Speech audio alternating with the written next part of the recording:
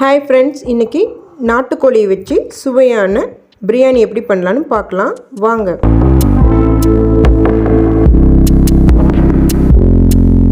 ஒரு கிலோ நாட்டுக்கோழியை நல்லா கழுவி எடுத்து வச்சுருக்கேன். ஸ்டவ் பற்ற வச்சுட்டு ஒரு பெரிய குக்கராக வச்சுட்டேன். குக்கர் நல்லா சூடானதும் 3 டீஸ்பூன் அளவுக்கு நல்லெண்ணெய் ஊற்றிக்கோங்க.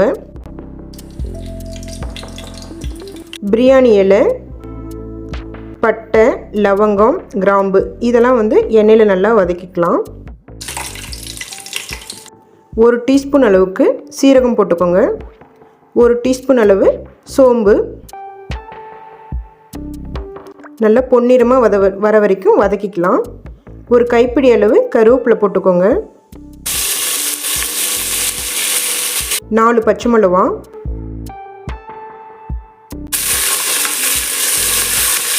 பெரிய வெங்காயம் 3 ஸ்லைஸாக கட் பண்ணி வச்சுருக்கேன், அதை ஆட் பண்ணிக்கலாம். இஞ்சி பூண்டு விழுது ஒரு கைப்பிடி அளவு அரைச்சி வச்சுருக்கேன், அதையும் போட்டுக்கோங்க. நல்லா மிக்ஸ் பண்ணி விட்டுக்கோங்க. இஞ்சி பூண்டோட பச்சை வாசனை போனதுக்கப்புறம் கட் பண்ணி வச்சுருக்கேன் தக்காளி ஆட் பண்ணிக்கலாம். 3 தக்காளி கட் பண்ணி வச்சுருக்கேன்.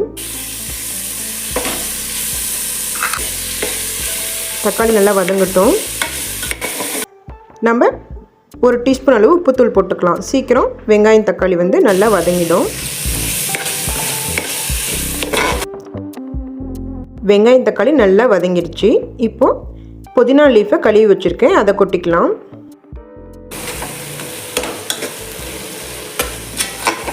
இப்போ நம்ம கழுவி வச்சுருக்க நாட்டுக்கோழியை இதில் ஆட் பண்ணிக்கலாம். நல்லா மிக்ஸ் பண்ணி விட்டுக்கோங்க. 1 டீஸ்பூன் மஞ்சள் தூள், 1 டீஸ்பூன் கொத்தமல்லி தூள், 2 டீஸ்பூன் மிளகாய் தூள், 1 டீஸ்பூன் கரம் மசால் தூள், 1 டீஸ்பூன் பிரியாணி மசால். இதை எல்லாத்தையும் போட்டு நல்லா மிக்ஸ் பண்ணி வச்சுக்கோங்க. நல்லா மிக்ஸ் பண்ணியாச்சு. இப்போது தேவையான அளவு கல்லுப்பு போட்டுக்கோங்க. 1 கிளாஸ் அளவுக்கு தண்ணி விட்டுக்கலாம். கோழி நல்லா வேகட்டும். நல்லா மிக்ஸ் பண்ணி விட்டுக்கோங்க. ஒரு 1/4 மணி நேரம் கோழி நல்லா வேகட்டும், மூடி வச்சிடலாம். இப்போ நம்ம ஒரு எலுமிச்சை பழத்தை இதில் புழிஞ்சு விட்டுடலாம். 1/2 லெமன் தான் போதும். இப்போ நம்ம 1/2 லைமை இதில் புழிஞ்சு விட்டுடலாம். அப்போ தான் சிக்கனோட வாசனை போகும். 1 கப் அளவுக்கு தயிர் ஊற்றிக்கோங்க. நல்லா மிக்ஸ் பண்ணி விட்டுக்குங்க. ஒரு 10 நிமிஷம் நல்லா மூடி வச்சிடலாம்.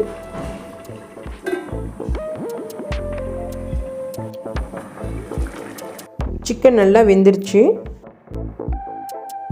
இப்போ நம்ம ஒரு 10 ஏலக்காயை இதில் ஆட் பண்ணிக்கலாம். நான் 1 கப் அளவு ரைஸை கழுவி எடுத்து வச்சுருக்கேன், சீரக சம்பா ரைஸ். அதை கொட்டிக்கலாம். இப்போ அதே கப்பில் 2 கப் அளவு தண்ணி ஊற்றிக்கிங்க. 1 கப் அளவு ரைஸ்க்கு 2 கப்பு தண்ணி ஊற்றிக்கலாம்.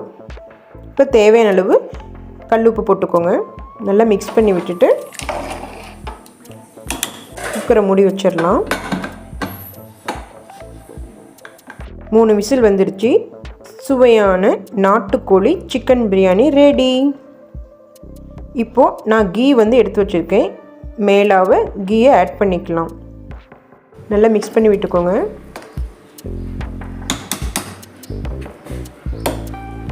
சுவையான நாட்டுக்கோழி பிரியாணி ரெடி. நீங்களும் இந்த மாதிரி செஞ்சு வீட்டில் சாப்பிடுங்க.